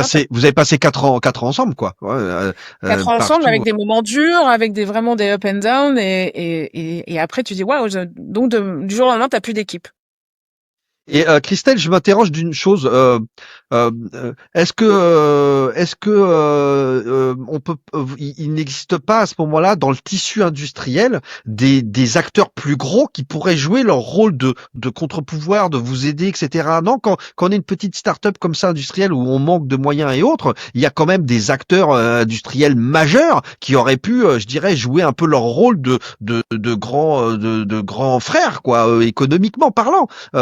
vous avez pu rencontrer, échanger comme ça avec des acteurs industriels plus gros pour peut-être essayer de revendre le truc ou faire une reprise ou quelque chose comme ça? Une fois qu'on est en liquidation, enfin, faut plus trop s'en mêler. Mais par contre, avant d'en arriver là, j'ai passé plusieurs mois de négo avec Dorsel, D'accord. notamment en leur disant, puisque vous avez un discours qui est on veut féminiser notre clientèle, moi je pense que j'ai le bon projet pour. Ouais. A priori. Euh, ça a été plusieurs mois de négo où ils nous ont fait miroiter des choses pour ne rien faire. Donc, bon, c'est comme ça. Et pour limite reprendre à la barre ou après les choses quoi. Et Non, alors ils ont pas repris à la barre, vous savez, parce que en fait c'est un projet qui était, on l'a vu, qui était trop complexe, c'est-à-dire que parce que non seulement il y a l'outil, mais il y avait la création de contenu et donc en fait, ce que je disais, il fallait être à la fois, il y avait la R&D, il fallait être maison d'édition, il fallait être fabricant de toys, il fallait donc, enfin là à date, personne ne voulait reprendre la totalité du. D'accord. Vous, Christelle, vous aviez pour le coup un département, on peut appeler ça comme ça, qui s'occupait justement de l'écriture, d'écrire les histoires et tout ça, d'écrire les histoires. Ouais, c'est ça. Donc il y avait Ouais, vraiment on avait. la partie contenu et la partie tech, objet et tout ça. Ouais. Wow. Oui, on avait un directeur éditorial et on avait réussi à avoir 70 contrats, 70 auteurs sous contrat en fait pour créer des histoires spécifiques. Au départ, quand même, ma passion, c'est les mots. Et donc, l'idée, c'était de se dire aussi comment le fait d'avoir un toy associé influe sur la narration. Et donc, c'était de dire, on va pas écrire la même chose, on va pas écrire une histoire de la même manière si on sait qu'il y a cette interaction-là avec le toy. Et donc, c'était aussi intéressant et c'était très intéressant pour les auteurs de se mettre dans cette posture en disant, voilà, comment j'écris des histoires et comment je vais jouer, de savoir qu'à certains passages, ils peuvent être beaucoup plus vibrants. Et voilà, et donner encore plus de plaisir. Il y avait vraiment aussi ce projet de recherche sur comment aussi la technologie influe sur l'écriture et sur la manière de penser les histoires. D'accord. À l'époque, quand ça arrive, on est en 2018, hein, la fin, c'est ça, la 2018. Il n'y avait pas encore les nouveaux acteurs français qui sont arrivés après, c'est ça? Parce qu'il me semble qu'après, il y a eu des lancements de produits nouveaux, des toys qui sont arrivés. C'était un petit peu après qu'ils sont arrivés? C'était pas là? C'était pas à ce moment-là? Ouais, c'est à peu près 2018. La sextech a vraiment connu une forte mutation après MeToo parce qu'il y a énormément de femmes et qui se sont appropriées et tant mieux et qui ont été les relais de cette idée que les femmes doivent être aussi autonomes en termes de plaisir et que le plaisir féminin compte autant que celui des hommes et que à défendre cette idée du sexpowerment et de l'empouvoirment par la sexualité. Donc on a eu des très belles marques qui sont arrivées en France comme Puissante qui avait la première à vraiment réussir une grande campagne de crowdfunding. Donc D'accord. et il y a eu énormément de femmes et on dit toujours, ouais, la tech, c'est très masculin, mais si vous regardez du côté de la femtech ou de la sextech, chez Sextech for Good, par exemple, c'est 70% des membres sont des femmes parce que les femmes se sont dit, on arrête d'attendre que les hommes fassent des produits qui nous correspondent, on va les faire nous-mêmes et on va s'intéresser à tous les sujets, je pense pour la femtech, surtout les règles, l'endométriose, le SOPK et sur le plaisir, c'est pareil, on va faire des produits dont on a envie et pas ceux que les mecs pensent dont on a envie, ce qui est parfois très. Ah, ça me paraît somme toute assez logique. Je pense que Voilà. qui mieux qu'une femme sait ce qu'elle veut et ce dont elle a besoin. Je pense que c'est pas mal dans ce sens-là. C'est clair. Et donc moi c'est pour ça que quand j'avais traversé, parce que effectivement ça a été très très compliqué et quand le projet s'arrête, c'est toujours la question du rebond et de l'échec. Qu'est-ce que j'en fais? Bah Donc oui, c'est ça. on commence par être très très mal, ça c'est sûr. On passe, je pense tous par ces moments-là. Et puis après il faut trouver du sens à tout ça. Et moi je me suis dit ok, je peux pas avoir traversé tout ça pour rien. Ouais. Et donc je me suis dit je vais créer un collectif parce que j'avais envie d'aider d'autres entrepreneurs à réussir là où moi je m'étais trompée. Et je vois que par exemple au démarrage de Puissante, Marie m'appelle et je lui dis mais surtout Marie ne fais pas l'erreur parce qu'elle voulait faire comme moi un secteur Medi France et je lui dis mais surtout ne fais pas cette erreur-là. J'aimerais te dire que c'est possible, mais non. Et donc si tu veux réussir, oublie. Et on en a reparlé plein. Elle m'a dit ouais c'est vrai que c'était un bon conseil. Donc moi, pour me sortir de tout ça, je me dis, je vais transmettre, je vais aider d'autres et je vais créer le collectif. C'est là que je crée le collectif Sextech for Good en me disant, il faut aussi que les gens comprennent qu'on est un vrai secteur à innovation et un secteur, et c'est pour ça qu'on s'appelle Tech for Good, à impact sociétal parce que quand on s'intéresse justement à l'éducation, à l'accès à la sexualité pour toutes et tous, je pense aux seniors, aux personnes en situation de handicap, on s'adresse à des sujets d'humanité et c'est de la santé publique. bien sûr. Et donc au-delà du plaisir qui est déjà important d'être dans le bien-être, qu'on soit chacun bien, on puisse choisir et être bien dans la sexualité dont on a envie. Voilà, c'est extrêmement, cet engagement politique, j'avais envie de le poursuivre. C'est comme ça qu'est né le collectif D'accord. Le qui collectif. m'anime C'est à ce aujourd'hui. C'est pour moment-là, ça que je quoi. suis Ouais. restée dans le domaine. Ouais, ouais. Et c'est ce qui vous a permis, Christelle, de remonter aussi la pente et de vous impliquer parce que effectivement les ravages un crash, hein, liquidation judiciaire. Moi j'ai fait le challenge magique de créer ma première start-up et de planter, de cracher la première start-up aussi et avec liquidation judiciaire et tout le tralala. Et c'est oui, c'est d'une violence que les gens soupçonnent pas, quoi. C'est clair. Donc ça c'est Et très qui est une compliqué. violence, peut-être maintenant, j'espère que ça change. Je pense qu'il était encore une violence plus forte il y a quelques années parce qu'il y a tout de suite un espèce de sentiment de honte ou de culpabilité. C'est-à-dire que les entrepreneurs qui échouent en France, c'est pas voilà, c'est pas Oui. terrible. Et moi, je me souviens que parce qu'à l'époque, on avait quand même beaucoup parlé du projet, il avait été très médiatisé évidemment. Médiatisé. Et il y a des journalistes qui m'appelaient en disant bah voilà ça s'arrête et on me disait mais je suppose que vous n'avez pas envie d'en parler, tu vois, que vous devez sans doute avoir honte. Et là je disais mais en fait non, je reste fière du parcours, je peux Il expliquer faut en pourquoi je me parler, suis bien sûr. plantée Ouais. et j'assume. Et à un moment donné je me plante parce que j'ai pris les mauvaises décisions, même s'il y a beaucoup de gens qui ont fait des conneries et qui n'ont pas pris leurs responsabilités. Mais j'étais la chef d'entreprise donc j'assume. Mais par contre je reste Hein, fière du parcours, je reste fière de mon équipe, je reste fière de tout le chemin qu'on a parcouru et je veux pas qu'on m'enlève cette fierté là. Et je veux hein. pas que disent parce qu'on se plante, on est un mauvais. Ça serait tellement Ouais. facile de dire qu'il On y a des gens cache qui sous le se plantent. tapis, quoi. On cache la poussière sous le tapis. Bah non, en fait. Ouais, je suis Et d'accord. donc je me suis dit ok. À l'époque, je me suis engagée dans les Rebondisseurs Français, une association pour faire beaucoup de conférences pour que changer de regard D'accord. sur cet échec. En disant un échec, c'est de l'apprentissage. Par contre, effectivement, si on reste là où on est tombé, qu'on n'en fait rien, bon, c'est douloureux à vivre. Et c'est vrai que moi, aider les autres a été quelque chose de très thérapeutique. Et l'énergie du collectif continue de me nourrir. Et c'est ça qui fait qu'aujourd'hui, je continue. Vous avez commencé. C'est à ce moment-là que vous avez commencé à intervenir, faire des conférences, tout ça? Ah oui, alors à l'époque, j'en faisais beaucoup sur le rebond sur l'échec parce que je partageais ce rebond d'entrepreneurial et Mhm. j'expliquais pourquoi je créais le collectif Sextech for Good. Et maintenant, aujourd'hui, c'est de me dire, j'ai plus à date de projet vraiment à moi dans la sextech. Par contre, avec mon rôle de consultante, Ah bah bien j'en sûr. Hein. accompagne plusieurs et c'est aussi très enrichissant. Ça a évolué, Christelle, le tissu industriel, c'est-à-dire que désormais, X années plus tard, maintenant, c'est un peu plus possible et faisable le Made in France ou c'est toujours, de votre point de vue, c'est toujours pas vraiment possible à mettre en œuvre digne de ce Non, nom, on de a manière digne 0 de ce nom. usine de sextoy en Europe. D'accord, ouais, bon, donc Donc on a un marché de plusieurs milliards dont on accepte que 75% enfin de la valeur soit ouais. Waouh. faite en Chine ou autre, et avec voilà 0 point de valeur créé en Europe. C'est complètement hallucinant. Ouais. Avec toutes les questions Bon. que ça pose, hein, puisque c'est un des sujets qu'on défend au sein de Bisensory, enfin pas non de Sextech for Good, Sex c'est for de good, ouais. dire aujourd'hui on avait le plan de relance la France 2030 Ouais. où on essaye de trouver mais personnes vraiment côté BPI et autres, c'est compliqué de trouver des interlocuteurs qui ont envie de nous entendre en disant donnez-nous un budget pour faire une étude en fait, parce que tout le monde nous dit c'est pas possible. Moi avec l'augmentation des coûts de transport et la situation politique, je ne peux pas croire que ce ne soit pas possible. Et donc il y a Ouais. cette idée de comment on pourrait faire pour avoir un outil de production qui puisse être mutualisé et qui nous permettrait aussi de réfléchir à des nouvelles normes et qui permettrait un norme c'est quoi un sextoy recyclé, c'est quoi un sextoy réparable, comment on travaille sur des nouveaux matériaux et comment, si on a un site de production en proximité, on peut travailler sur des marchés dits de niche qui ne seront Bien pas sûr. tant que ça dans les années à venir sur les seniors et les personnes en situation de handicap. Mais à chaque fois qu'on dit ça, c'est waouh. Ah oui, mais vous voulez parler quand même. Ah oui, c'est quand même du sextoy. Bah oui. Mais est-ce qu'un marché de Et 8 milliards, ça nous intéresse pas en fait? Enfin, non mais alors, Christelle. hum, Il y a quand même un truc qu'il faut que je vous avoue là, quand je vous entends parler et qui me hérisse le poil. Je n'ai plus de poils sur le caillou, mais ça me hérisse les poils. Pas plus tard qu'aujourd'hui, j'écoutais à la radio. Je vais pas citer la radio qui parlait de ça, mais j'écoutais à la radio de manière, mais comment vous dire ça, totalement sans aucune émotion.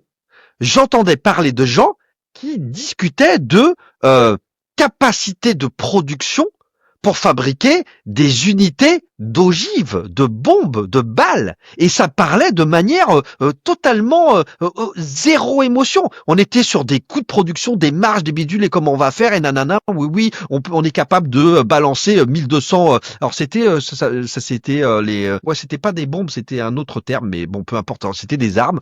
Et j'ai halluciné. C'est-à-dire que j'étais en train de conduire, j'écoutais la radio et j'entendais ces hommes, c'était des hommes qui parlaient de ça, mais et ça m'a à un moment donné, ça m'a interpellé. Je me suis dit, mais en fait, on est en train de parler de tricot, chiffon et bidule, mais en fait, c'est des trucs enfin, c'est des produits de guerre, quoi. C'est des produits de destruction de l'humanité. Et ça me choque. C'est-à-dire que, en fait, je me rends compte que on parle sans aucun problème de balles, de bombes, de bidules, augmenter la capacité de production, faire l'outil industriel. Mais en fait, le sextoy, ah bah non, là, non, ça, faut pas en parler. Ah bon? Mais c'est hallucinant, quoi. Oui, C'est horrible.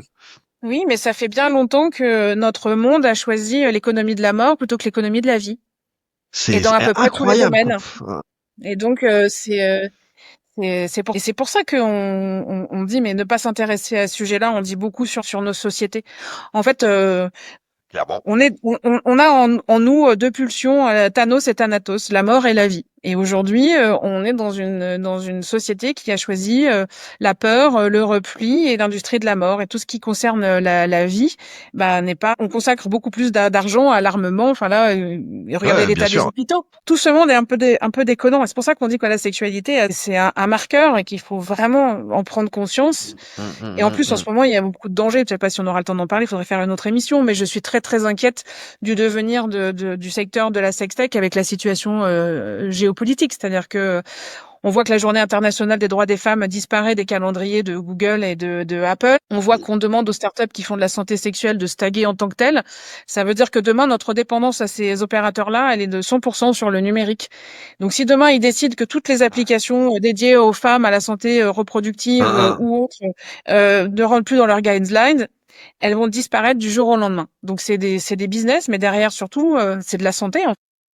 C'est de la santé. En fait, c'est vraiment très très grave. Et on voit bien que déjà sur les réseaux sociaux, tous les comptes qui font de la sexualité, de l'éducation à la sexualité, sont tout le temps censurés, shadowban. Sont bannis, ouais, c'est ça, sont bannis. Et en ce moment, c'est encore pire. Et donc, ça veut dire qu'il faut que les gens prennent conscience que tous les comptes qui ont des propos extrêmes, violents, masculinistes, ça, il n'y a pas de problème.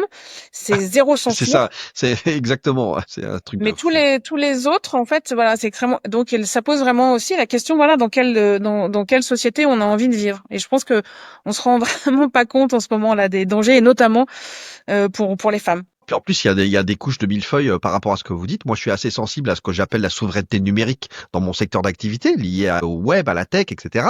Mais en fait, c'est la souveraineté industrielle et c'est la souveraineté de la santé et de la sextech aussi, quoi. Soit dit en passant, jusqu'à présent, je crois que c'est en train de regarder pour être changé, mais les données de santé des Français, HDS, sont chez Microsoft. Oui, bon, alors que Microsoft, jusqu'à preuve du contraire, c'est américain, quoi. Hein. J'ai quand même quelqu'un qui m'a dit dernièrement, non mais Microsoft, c'est Microsoft France, c'est bon, c'est en France. Ah bon non, mais je crois pas. Hein. Microsoft, c'est pas français. Hein. Non, mais on voit que sur le traçage des infos, on sait qu'aux États-Unis, il y a déjà une femme qui a été condamnée parce que via son appli, via son téléphone, voilà, elle a été traquée et qu'elle a changé d'état pour aller avorter parce que c'était pas et donc jusqu'où on va en fait. C'est alors on se dit chez nous, on n'y est pas. Mais le problème, c'est que tous ces outils-là, on les utilise et ils sont pas chez nous et en fait, on n'a pas la main en fait. Et on n'a pas de contre-pouvoir.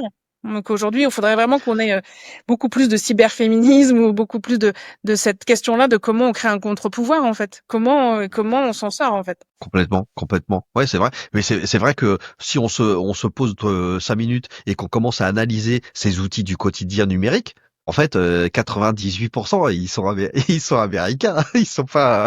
À mon avis, les outils du quotidien, on a beau essayer de faire des efforts, bon, c'est clair, hein, c'est un vrai sujet. Hein, c'est un vrai sujet. Ouais. Non, ça a été. Alors justement, Christelle, vous parliez de l'aspect santé. Est-ce que ça a été une contrainte supplémentaire quand on fait un produit, un sextoy, et qu'on est dans la sextech quelles normes on doit respecter? Il y a la santé qui vient mettre son grain de sel aussi par rapport à ça ou pas nécessairement? Le sextoy est encore, même si maintenant il y a une norme ISO, mais dans un grand vide juridique parce que c'est D'accord, pas.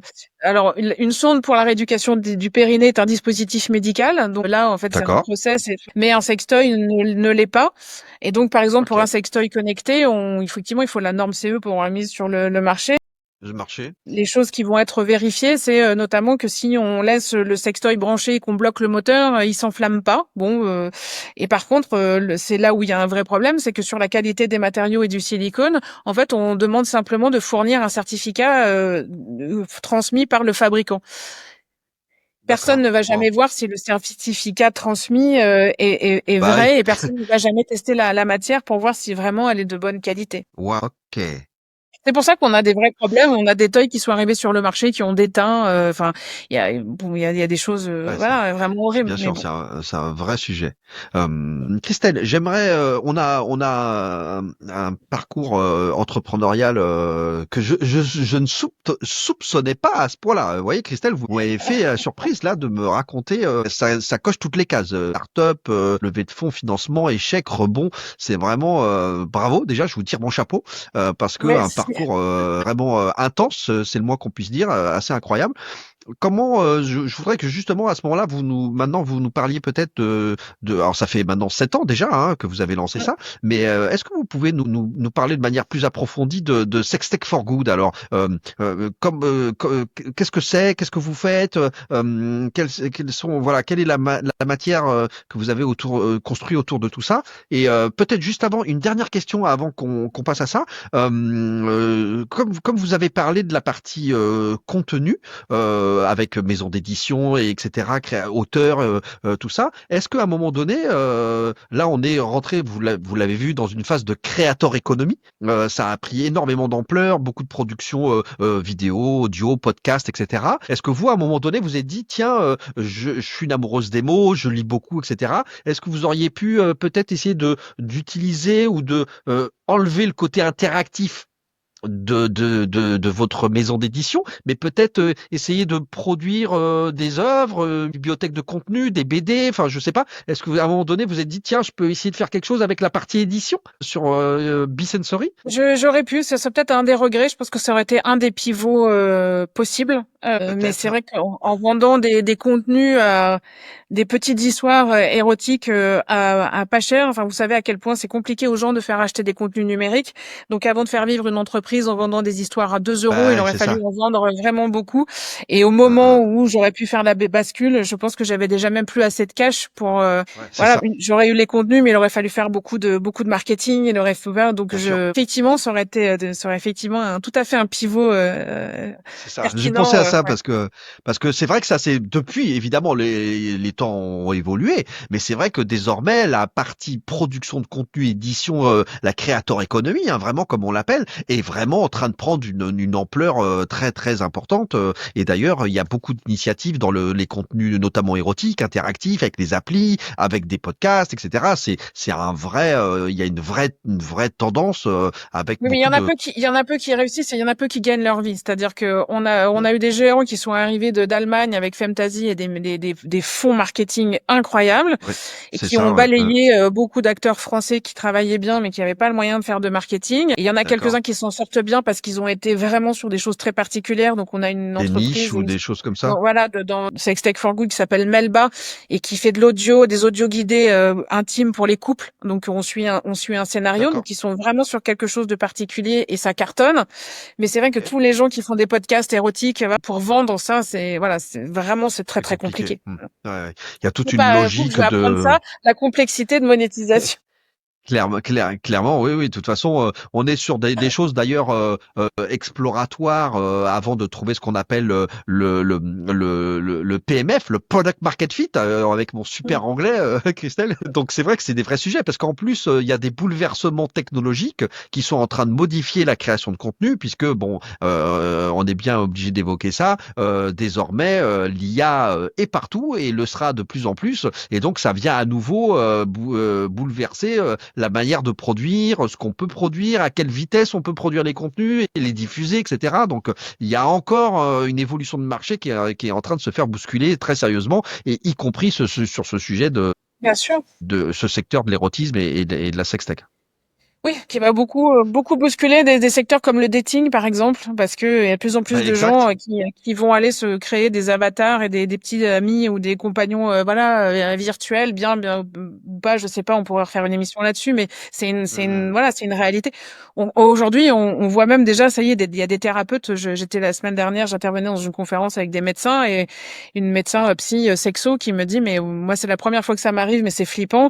J'ai compris au bout de 40 minutes que la personne dont me parlait mon patient était une personne virtuelle.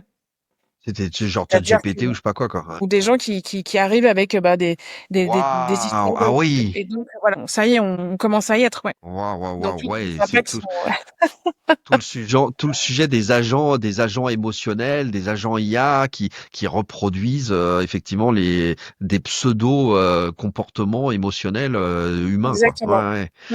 ouais, c'est un vrai sujet. Ouais, et puis il y a le sujet de la seniorité dont vous vous occupez aussi pas mal ces derniers temps. Yes. Alors justement, bah Christelle, Mm. allez.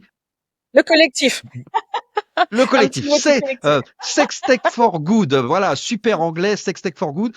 Et d'ailleurs, ça, juste avant ça, je vois que vous êtes aussi. Il y a Femtech France. C'est une autre association complémentaire, parallèle.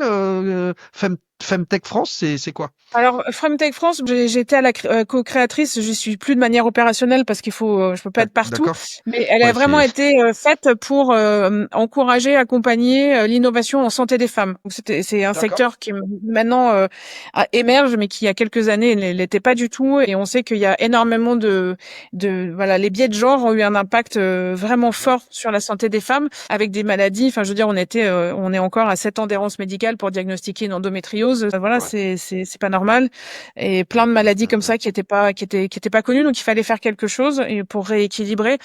Et on a des startups qui sont dans les deux domaines, mais maintenant voilà, moi je suis plus sur Sextech for Good qui elle s'occupe de toutes les projets innovants, mais dans tous les domaines de la sexualité. Donc encore une D'accord. fois, éducation, santé, plaisir. Et Ok. donc c'est un Et collectif voilà ouais. c'est vrai qui regroupe aujourd'hui 40-45 entreprises, start-up, exothérapeutes, avec D'accord. cette idée de on est plus fort ensemble. On Mhm. n'est pas si nombreux que ça dans le secteur de la sextech en France, donc vaut mieux se parler et voir quelle synergie on peut faire, comment on peut communiquer ensemble sur notre secteur, parce que quel que soit le projet qu'on porte, on a les mêmes écueils de banque, de financement, de communication sur les réseaux Bah, bien sociaux. sûr. Donc, comment nous on peut faire mieux ensemble. On porte des sujets de fond aussi sur justement les questions d'industrialisation, où on travaille avec une chaire d'innovation, la Manage IA et avec une anthropologue, Fanny Paris, sur comment on utilise de manière éthique l'IA justement dans les innovations liées à la sexualité. C'est des D'accord. vrais sujets. Et puis on a aussi une partie agence dans Sextech for Good où on offre différents services avec que des gens qui connaissent bien les particularités de ce domaine-là pour Le accompagner les secteur. entrepreneurs de D'accord. manière opérationnelle. Ok. Donc là, c'est quoi? C'est des consultants. Vous faites du mission de conseil, un accompagnement opérationnel en mode freelance. C'est quoi l'organisation de cette Alors, partie-là? il y a une partie qui est faite par on vient de s'associer avec une jeune agence qui s'appelle Santé Sexuelle, qui elle est vraiment une agence 360 classique, mais elle est D'accord. uniquement dédiée au sujet sexo parce que bah, c'est important de Ok. travailler avec des gens encore une fois qui connaissent bien les contraintes du domaine. Donc eux, c'est de la production de contenu, de la vidéo, des campagnes, peu importe. Et nous, on a des D'accord. gens du côté de Sextech for Good comme moi qui sont plutôt sur le côté consulting, création de nouveaux services, création de produits, voilà, accompagnement. Ok. Rédaction des pitchs, voilà, c'est voilà sur un aspect D'accord. peut-être un peu plus voilà stratégique, mais lié à la sextech, donc c'est extrêmement complémentaire. Moi, par exemple, en ce moment, je travaille de manière très opérationnelle pour une startup dont on a déjà évoqué, Always Valentine, et qui s'occupe justement de la sexualité des seniors. Les seniors vont être de D'accord. plus en plus nombreux. Et voilà, on a créé la première plateforme de sexploration des sexagénaires et plus. Et c'est Ok. important parce que l'amour n'a pas d'âge, le plaisir non plus. Ouais. Il y a beaucoup à J'y dire arrive. sur J'y le arrive. Bon, j'ai encore 10 ans, mais dans 10 ans, j'y suis quoi.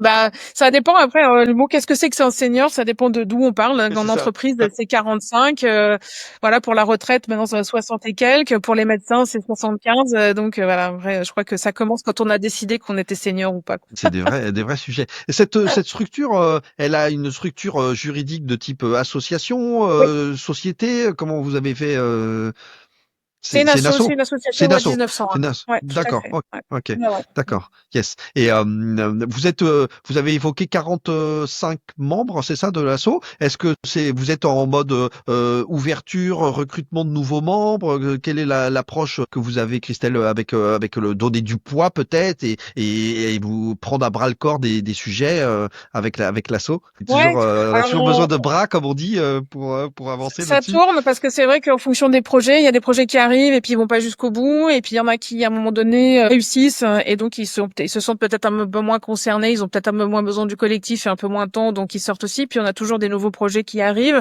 Là, ce que je trouve intéressant, c'est qu'on commence à avoir des projets bien établis qui aussi rejoignent peut-être des acteurs qui commencent à comprendre malgré tout à l'intérêt de se positionner et de défendre les valeurs du secteur, parce que ça devient parfois compliqué même pour eux. Enfin, je veux dire, un Passage du Désir qui nous a rejoint la semaine dernière, clairement, il n'y a pas besoin du collectif pour avancer. Et pourtant, même lui, à date, quand il veut réouvrir des boutiques, il a toujours des problèmes à convaincre C'est ça. certaines banques, Ouais. il a toujours des problèmes Waouh. d'installation dans certaines. Et donc, participer à la détabouisation de ces sujets-là et prendre la parole sur des sujets de fond, Ouais. en fait, ça aide tout le Ouais. monde. Et en plus, il a toujours eu un rôle très actif aussi pour aider des jeunes startups et des entrepreneurs français. Donc, on s'est rejoint sur ces valeurs-là. Mais oui, C'est le premier réseau de boutiques en France, ouais, Passage du Désir ou ouais, c'est ouais, ça, oui, oui, c'est ça, oui, oui. d'accord. Mais et c'est vrai que bon, ils ont aussi voilà, ils investissent aussi sur d'autres projets. Ils ont aidé Puissante, ils ont aidé des Crapules, ils ont aidé des Réjouis comme en ce moment. Donc D'accord. c'est bien en fait que des aussi des Ouais, plus ils jouent leur voilà, rôle entre guillemets exactement. d'acteurs qui comptent dans le secteur. Hein. Voilà. Yes. Et oui, on espère toujours avoir de plus en plus de membres, parce que plus on sera visible, plus on sera nombreux, et plus, Bien j'espère, sûr. on sera un jour entendu, en montrant aussi la variété des sujets qu'on traite et l'impact que ça peut vraiment avoir, avec toujours ce même leitmotiv en disant, voilà, nous sommes un secteur d'innovation, il y a de la valeur à Mmh. créer, et en fait, aidez-nous, en fait. Arrêtons, voilà, de dire c'est pas politiquement correct, c'est pas éthique, c'est faux. Ouais. C'est utile, encore une fois, c'est de la santé publique, c'est C'est de de la la politique, santé, ouais, tout à fait.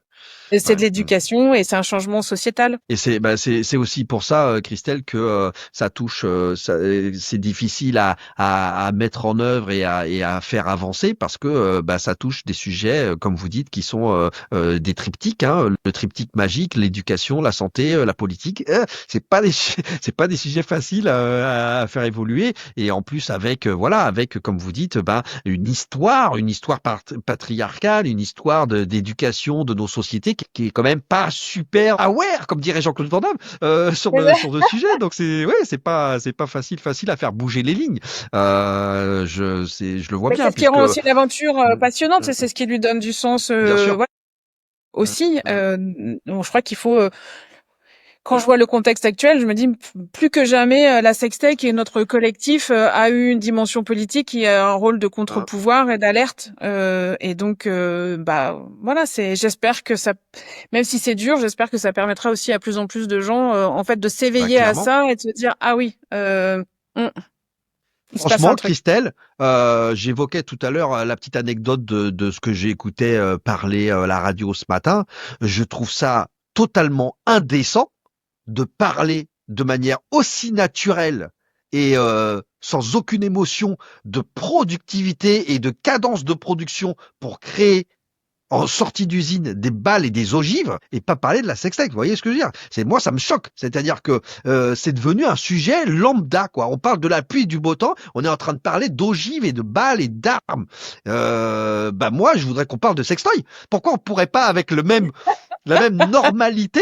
Pourquoi on parlerait pas avec la même normalité des sextoys? C'est quand même dingue, quoi. Vous voyez ce que je veux dire? C'est moi, Ah, mais franchement, vous prêchez une convaincue, hein. Ce qu'il faut qu'ils se rendent compte, c'est c'est que la réalité est vraiment et les auditeurs, enfin, les gens qui vont nous écouter se rendent compte que même ça nous arrive encore d'être interviewés. Il y a des journalistes qui nous contactent pour essayer de parler bien de nos sujets, justement, de l'impact sociétal, qu'est-ce que ça dit de notre société en termes, voilà, d'égalité, de bien rapport sûr, entre bien les sûr. hommes et les femmes. Enfin, il y a plein de sujets, vraiment.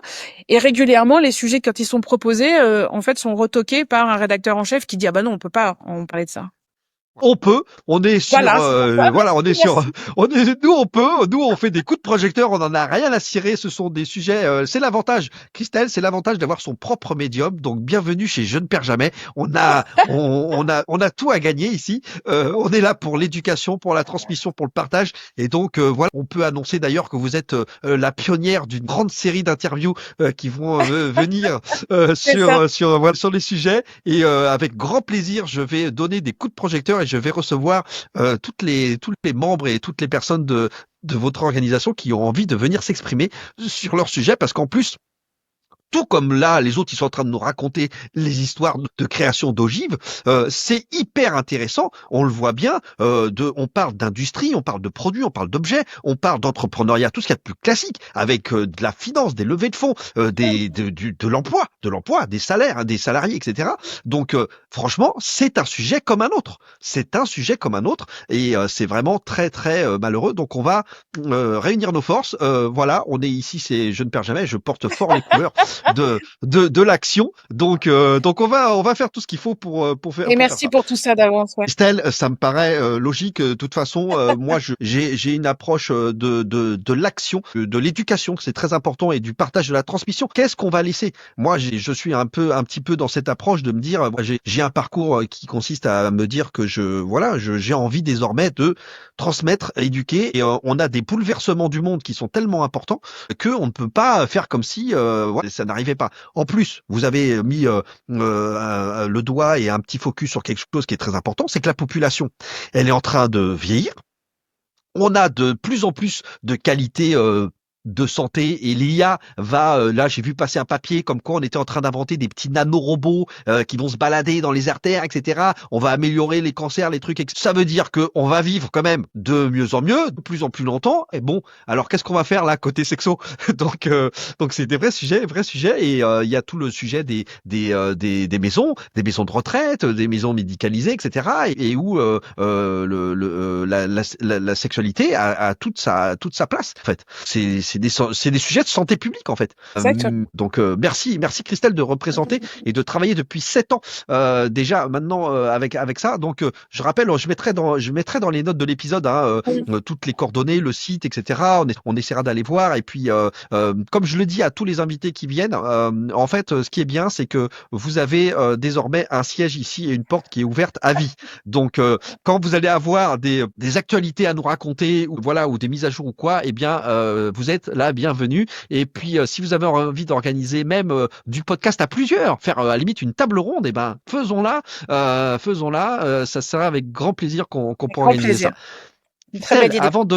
avant de nous quitter, je vais vous poser les questions de la fin, comme je les appelle. Alors, bon, en plus, là, j'ai découvert que vous étiez fan des mots, de l'écriture, des livres, etc. Donc, bon, est-ce que vous avez un livre, le livre pour vous incroyable que vous aimeriez nous conseiller de lire, ou nous recommander? Est-ce que vous avez un? Alors, C'est il y en aurait difficile. vraiment, ouais. Un seul, c'est dur. Mais c'est Hein, un ça, seul, c'est c'est dur. toujours compliqué. Mais je vais vous partager le plus récent parce que je pense que dans le climat encore actuel, il est nécessaire de lire ce petit essai qui s'appelle « Et la sexualité, qu'est-ce que ça change ?» de Magali Crozet-Calisto, qui nous interpelle Yes. vraiment sur cette idée du Thanos et de Thanatos, de l'économie de la vie, de l'économie de la mort, et qui nous rappelle que dans 1984 de George Orwell, ce qu'on propose aussi d'éliminer, c'est l'orgasme et le plaisir, hein, parce que, et c'est ce que font en général tous les dictateurs, et on voit que dans les dictatures, le plaisir, la sexualité, notamment le corps des femmes, est empêché. Et donc, je pense qu'il faut vraiment, ce petit essai est facile à lire,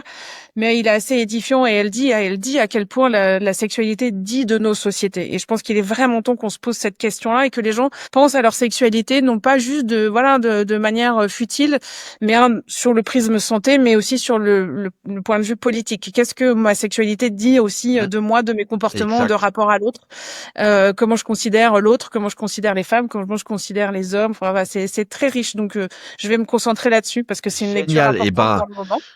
Je vais vraiment à ce moment-là déjà aller moi-même, je vais déjà aller me plonger là-dedans. Moi, je lis beaucoup en ce qu'on appelle en livre électronique et en audiobook, mais je verrai s'il existe. Mais en tout cas, je vais aller mettre ça. Je mettrai ça dans les notes des épisodes, très important. Et en fait, Christelle, ce que vous venez d'annoncer avec ça, c'est que finalement, la sexualité, c'est intrinsèquement lié à la liberté. C'est liberté, Exactement. sexualité, c'est ça. Et quand on cherche à brider la sexualité ou à l'annihiler, et ben on est en train de faire la même chose sur la liberté. Et donc c'est ça le sujet de fond. Bon, j'ai toujours dit, mais voilà, ça paraissait futuel et moquer de moi. Je dis, mais vous savez, le jour où partout dans le monde, n'importe quelle femme pourra aller acheter librement un sextoy dans un magasin, c'est qu'on aura franchi un... Et voilà, Bah oui, c'est une clairement. anecdote, mais en fait, ça dit tout. Clairement. Et puis c'est très lié, on en parlait de votre propre éducation et celle que vous avez donnée aussi à vos filles. Ce qui se passe, c'est que tout ça dépend encore beaucoup énormément justement de la transmission et de l'éducation sur la sexualité. Le souci qu'on a, c'est que nos générations parents et les vôtres, etc. Bah bon, ils nous ont éduqués sur ce plan-là, comme eux-mêmes avaient reçu, je dirais la chose. Et donc c'est on n'est pas, on a encore beaucoup de chemin à faire sur l'esprit d'ouverture et la tolérance et puis les explications autour de ça. Comme vous dites, ça reste des sujets qui sont ancrés de manière très taboue dans nos sociétés malheureusement. Oui. J'arrive trop tard pour la deuxième question. C'est le fameux chèque en blanc. J'aurais voulu, Christelle, qu'est-ce que j'aurais voulu que ce votre produit objet connecté cartonne? Parce qu'en plus, le pire, c'est que Christelle, je me dis que là, encore maintenant, il y a un truc à faire. Il y a un potentiel à faire. C'est l'idée, le concept, votre idée créatrice, elle est franchement, je la trouve vraiment super, super intéressante. Il y a vraiment quelque chose qu'il C'est faudra pour que ça j'y que si fasse. j'avais Bon, un chèque en blanc, voilà, si j'avais un chèque en ouais, blanc, c'est ça. je Qu'est-ce demanderais que une vous usine de feriez? taille. Ah ben, Ouais, clairement. exact. Ben oui, Demain, voilà, ben oui. mais c'est un de mes rêves, hein, et je pense que ça serait une très belle manière pour moi de boucler l'histoire. C'est pour ça que Et de rebondir. je travaille sur le sujet. Je sais pas si j'y arriverai un jour, mais c'est pas grave, au moins. Mais oui, comment créer et arriver à avoir une usine mutualisée en France ou en Europe, mais peu importe, être capable de fabriquer des toys de qualité avec des nouvelles normes et autres. Bien sûr. Oui, demain j'ai un chèque en blanc, c'est ça que je fais. Et en plus avec, comme vous dites, Christelle, avec de la capacité d'innovation, parce que désormais les progrès sont fous aussi du côté de l'électronique, donc on peut faire vraiment effectivement pas mal de choses à ce niveau-là. Les matériaux évoluent aussi pas mal, donc oui. Et écoutez, je prends ce rêve-là. Il me plaît bien. Merci. Et en plus, mais franchement, comme vous l'avez dit, Christelle, le fameux plan d'industrialisation, bah, avec les milliards, bah, il faut les aiguiller, il faut réussir à les aiguiller vers. Pourquoi la sextech serait une industrie moins importante que celle de fabriquer des ogives? Bon, hein, moi j'aimerais Mais bien parce sur que cette radio là. Je vais leur envoyer un message, Christelle, à cette radio. Je vais leur faire un petit message. Je vais leur dire bon, vous parlez d'ogives et de cadence à l'heure pour fabriquer des balles, mais si on fabriquait des sextoys, ça serait pas mal, hein. mais ça fait beaucoup plus peur d'avoir des gens qui sont heureux, qui sont indépendants et autonomes Ouais, que cette dimension-là. On voit bien dans les peurs des populations et autres. C'est pas pour rien en fait, hein, si le sujet de la sexualité est comme ça, bien sûr. si on en a fait quelque chose de tabou, de sale, de grave, de compliqué, alors qu'en fait c'est complètement naturel. Ça fait partie de nous. On est des êtres désirants et c'est une énergie de vie qui est incroyable. C'est une énergie voilà positive. C'est une source d'estime, de confiance en soi, de bien-être.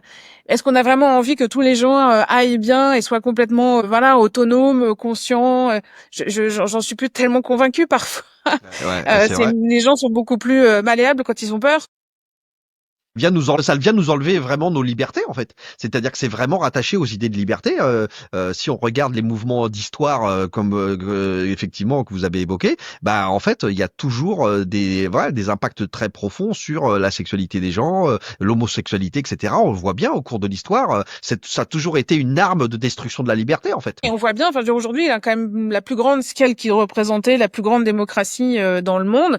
Enfin, les États-Unis, je sais pas si on se rend compte vraiment de la bascule à la Ouais, ouais, ouais. vitesse à laquelle. C'est Et vous regardez dans les premières prises de position des masculinistes ou même du premier vice-président. C'est quoi? C'est le corps des femmes, c'est la reproduction, c'est l'effacement des femmes dans les publications scientifiques, mais c'est tellement... Enfin, moi, je suis même choquée qu'il n'y ait pas eu plus de gens dans le monde, et notamment de dirigeants, en disant, mais en fait, non, en fait, le pouvoir ne peut pas s'impliquer comme ça dans le savoir et ne peut pas effacer et invisibiliser 50% de l'humanité. C'est juste pas entendable. Non, Mais si, en c'est pas fait, possible. on y arrive quand même et c'est juste Ouais, incroyable. Donc la période, il y a un elle est... endormissement, c'est vrai. Il y a un endormissement avec ça. Il y a ce côté effectivement. Vous savez, ça me fait penser, Christelle, à l'anecdote de, vous savez, la grenouille que vous mettez dans une casserole et vous faites monter en température au fur et à mesure. Et pas ça. vous la plongez dans l'eau bouillante. Ben, en fait, c'est ça. On se fait endormir et on se rend pas compte de la gravité de ce qui est en train de se passer au niveau des prises de parole, des prises de position. Et c'est un truc dingo, quoi. Et ça passe crème, quoi. C'est vraiment. Eh ben, c'est pour ça que vous êtes là, et c'est pour ça que la troisième question, c'est passage de relais, effet boule de neige. On va faire un tsunami de sur ce sujet-là, et donc Christelle, je vous invite et je vous encourage à me dire, bah tiens, quelle est la prochaine personne que je vais recevoir sur ce secteur de la sextech, et vous allez me mettre en relation, et avec grand plaisir, je vais lui ouvrir les portes du podcast. Est-ce que Je vous pense avez que c'est dans la continuité, et je pense que on l'a un peu évoqué, mais la sexualité des seniors me plaît bien. Donc je vous dirais Céline Candelier d'Always Valentine's. Et pourquoi? Parce que D'accord. ça opère aussi d'un changement de société. Moi, j'aime à dire que la sexualité des seniors devrait être un modèle pour les plus jeunes, parce que les seniors nous disent que, alors ils ont pas de problème avec leur sexualité. Encore une fois, c'est la société qui C'est nous qui sommes en train de dire oui. Exactement, d'agisme. Et quand on les regarde et quand ils nous parlent de leur sexualité, ils se sont affranchis de la norme du corps désirant, désirable. Ils sont ridés, mais ils s'aiment quand même. Ils prennent le temps, ils ont découvert le slow sex. Et comme ils peuvent plus tout miser sur l'érection, je parle des relations notamment hétéro, ou même pas que. Et en fait, ils découvrent un champ plus large de communication, de sensualité, de toy, de cosmétiques intimes et autres. Et donc, ils développent une palette sexuelle et fantasmatique plus large. Et je pense que voilà, on peut écouter ça, le discours, même très tôt dans sa vie, et ça peut aussi aider à avancer bien plus sereinement et de manière beaucoup plus joyeuse en âge. Ils ont des sacrées leçons à nous donner sur la sexualité. Et si on pouvait d'ailleurs prendre l'éducation auprès d'eux plutôt qu'auprès d'un porno complètement abrutissant, on n'en s'en porterait que mieux. Donc, eh bien, super, Always Valentine. Eh ben, super, je vais avoir un grand plaisir à recevoir cette personne ici. Et puis, de votre part, Christelle, j'ai passé un super moment avec vous et franchement, il faudra revenir. Je vous le conjure. Je vous réitère ma proposition. Venez, organisons des prises de parole, des tables rondes. Inventons la table ronde podcast, ça se fait pas toujours. L'avantage, c'est que désormais, avec les technologies, on peut faire des choses à distance, on peut être en visio, on peut avoir des gens qui peuvent être partout dans le monde. Donc, avec grand plaisir, je vous invite, Christelle, à passer le flambeau, ce que vous faites déjà avec l'assaut. Et puis, franchement, je vais avec grand plaisir diffuser tout ça auprès des réseaux. Merci encore, c'était un super moment, Christelle. J'espère Merci beaucoup, Patrick. ça vous a plu. Et puis, je vous dis à bientôt sur les réseaux. À très bientôt, encore merci. Au revoir. Merci, Christelle, à bientôt. C'est déjà fini pour cet épisode. Merci pour votre écoute et d'être resté jusque-là. Vous pouvez continuer à engager la conversation en me laissant des commentaires et en me contactant via LinkedIn. Si ça vous a plu, merci de prendre 30 secondes pour donner de la force et de l'envie en mettant une note de 5 étoiles. C'est vraiment important, c'est ce qui fera connaître le podcast au plus grand nombre et qui le fera remonter dans les classements. Vous pouvez aussi le partager à votre entourage et je vous dis un grand merci du fond du cœur. Force et courage à vous, n'oubliez pas, vous n'avez rien à perdre, soit vous gagnez, soit vous apprenez. Croyez en vous et rendez-vous au prochain épisode. C'était Patrick du podcast Je ne perds jamais.